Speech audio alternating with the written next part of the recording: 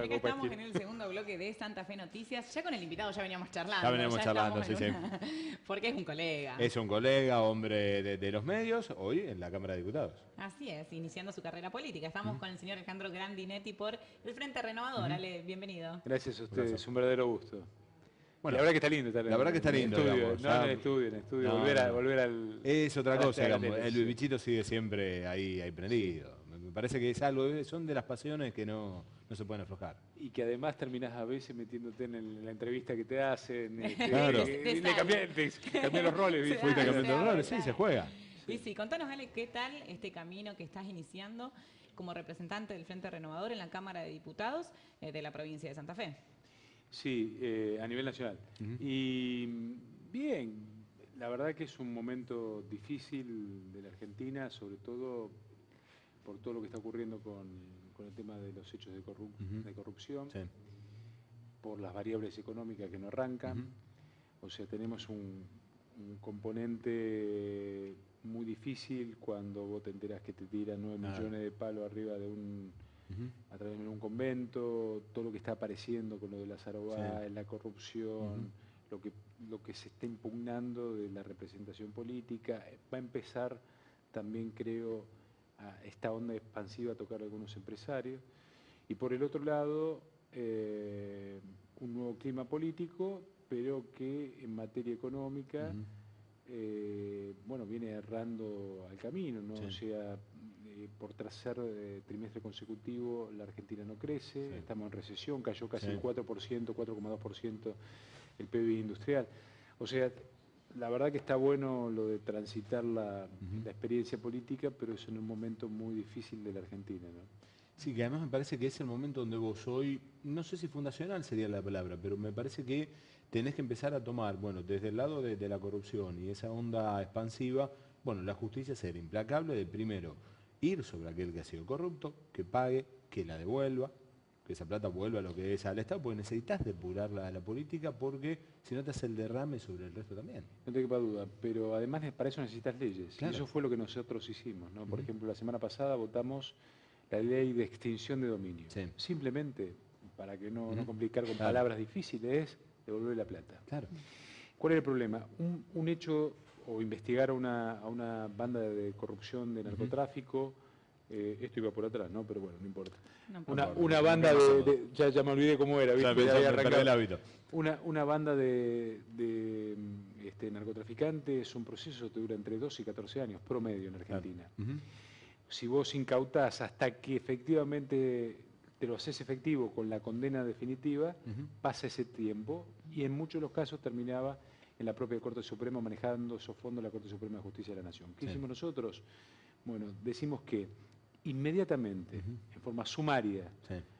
cualquiera que está sospechado de 3 crímenes fundamentales, narcotráfico, corrupción de Estado, Sí. trata de personas, o sea, los grandes delitos federales, que no pueda justificar de dónde sacó los recursos para comprar determinado bien, ese bien pasa automáticamente al Estado Nacional. Y es el damnificado, entre comillas, o el sospechado, el que tiene que mostrarle al Estado Claro. que lo compró en forma lícita, que está acorde a su capacidad económica previa a la adquisición de ese bien. Entonces, no es ya que yo como Sí. Estado tengo que demostrarte que vos robaste plata, sino No, que vos me tenés que demostrar a mí demostrar. de que no la robaste y por eso compraste. Entonces, eso es un cambio importante. Y la otra es la ley del arrepentido. Sí. ¿Para qué te sirve la ley del arrepentido en esto que estamos hablando ahora? Para que no lleguemos con los perejiles. Claro. No los Lanata, los hermanos Lanata, que todos sabemos que son los que empuñaron el arma para matar, sino que lo que queremos saber es quiénes son los que mandaron a los Claro. Lanata y le pagaron a los Lanata para que efectivamente los mate en el triple crimen de estos narcofarmacéuticos Sí. que también estaban en esta cuestión. Y la única manera, o por lo menos la manera que funciona en otros lugares del mundo, es que si se quiebran aquellos que participaron en esas organizaciones criminales, tanto en la corrupción como en el narcotráfico o en hechos conmocionantes, denuncia hacia arriba, los que están arriba de donde estaban ellos en la organización, se les beneficia Sí. en su situación procesal. No le decimos porque, bueno, en la ley también la estuvimos discutiendo, se los puede exculpar como en otros lugares. No, No, nosotros decimos, no, sos ahí- un delincuente, Claro. tenías 10 años de prisión, te podemos dar 5 si vos nos permitís Ujú. desentrañar cómo funcionaba toda la organización y nosotros podemos poner preso a los organizadores Claro. y hacernos de los bienes que tenía esa organización. Así, por ejemplo, que vos también conocés, el caso de FIFA. Sí, sin mal. Bueno, también pusimos el caso de las entregas controladas, el informante. Sí. O sea, son todas herramientas que va a tener la justicia para poder ir contra los corruptos. Ahora, también necesitamos que los jueces no sean cómplices. Claro, vos necesitas Fundamentalmente. una decisión del juez. Y sí. A ver, con un mecanismo que vos narrás, que vos lo ves en Estados Unidos, esa Claro. habitual forma, y además, bueno, hoy en cualquier serie.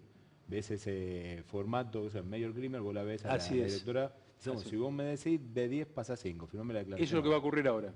Si el Senado lo aprueba, esperemos que lo apruebe, porque nosotros lo aprobamos la semana pasada en la Cámara de Diputados con un gran consenso, Sí. ¿no? Incluso con todas las fuerzas políticas. Y después necesitamos que los jueces, que está claro que los políticos roban, Ujú, sí. bueno, tenemos que encontrar aquellos que se asocian para robarle al Claro. Estado con los políticos y necesitamos perseguir y sacar a los jueces Ujú. que miran para otro lado Sí. y que muchas veces están las sospechas de que puedan haber participado de algún otro tipo Claro. de ilícito para cajonear las... Ujú. Y Se si avalan de no alguna fue... manera este robo. Claro. Y si no fue por hechos de corrupción, por ineficiencia, por cajonear, porque no Ujú. le dedicó el tiempo necesario Sí. y demás, se ha removido del cargo. Claro. Así como discutimos que tienen que pagar ganancias, Sí. también tiene que haber un contralor para los jueces, pero esto no es en contra de los jueces, es en contra de los malos jueces. No, obviamente. Como estamos en contra de los malos políticos, Obvio. los malos periodistas, etc. Sí, me parece, a ver, es un movimiento donde vos lo tenés en cualquier trabajo, eso, bueno, aquel que por Claro. responsabilidad propia o por negligencia no termina cumpliendo tal o determinada tarea de su función, es removido. Y me parece que la justicia es bueno Tenés que dar aplicarlo. cuenta. Y me parece que lo de nuevo juez de decir, bueno, tenemos que discutir y pagar ganancias, me parece que es saludable a la Corte. Pero no que es saludable, es que es justo. Claro. Es que no puedo yo decir, como soy juez, yo no pago y que paguen los vecinos. Ujú. Yo voy más allá. Sí. Tiene que tener la declaración jurada pública Obvio. igual que los diputados, igual que los funcionarios. Y tiene que dar cuenta de lo que hace. Claro. Ahora, lo que no puede hacerse es que se lo persiga o que se lo limite Sí. en el ejercicio de su poder. Mira, esto lo discutimos cuando se armó bueno, un gran debate en el Congreso de la Nación, en la Cámara de Diputados, por los fueros de debido, Claro. si le permitíamos no que allanen y demás. Los fueros no nos pertenecen a nosotros. No. Yo, la verdad, viví 48 años sin fuero. Sí. Es más, la primera consulta que hice fue con el presidente de la Corte Suprema de Justicia de la provincia de Santa Fe. Le digo, bueno, ¿cómo puedo hacer para renunciar a los fueros? Sí. Digo, yo puedo hacer un escrito, puedo hacer algún tipo de manifestación en el cual... Entonces me explicó y me dice, no, constitucionalmente Ujú. los fueros no te corresponden a vos. Claro. Los fueros son de la Cámara Sí. para que vos puedas decir lo que vos quieras, Ujú.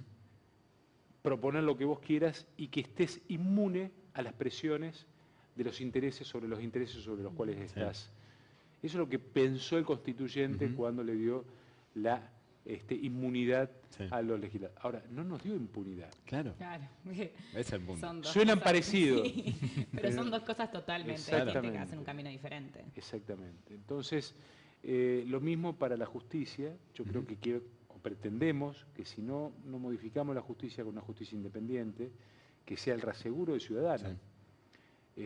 La verdad que nos va a seguir siendo mal. Yo la otra vez escribía hace mucho tiempo que quizás está en el ADN nuestro, ¿no? Cuando nosotros decíamos en el Martín Fierro, que nos refleja como cultura, el viejo Vizcacha le decía a Fierro, hacete amigo del juez. Claro. No decía hacete amigo de la ley, No, hacete amigo del juez. porque no importaba la ley. No, importa el que ejecuta la ley. Y el que ejecutaba la ley estaba por sobre la ley. Claro. Y no puede haber nadie por sobre la ley. No. Ni un presidente, ni un diputado, Ujú. ni un juez. No, obviamente. ¿No? Entonces creo que bueno, son los debates que vienen, obviamente lo primero es discutir tarifas eléctricas y todas estas cuestiones de todos los días, pero creo que lo otro, por lo menos estamos encaminados. Ujú. Hablando un poco de tarifas, Sí. que es lo que venimos hablando en este último tiempo, ¿cuál es la postura del Frente Renovador frente a a estos aumentos, que más que nada en la provincia de Santa Fe y bueno, particularmente en la ciudad de Rosario, ha sido víctima como los otros lugares, ¿no? Y que hoy se han cerrado negocios, cada vez más difícil. Bueno, ahora por suerte salió la tarifa social que tiene que ver para los clubes.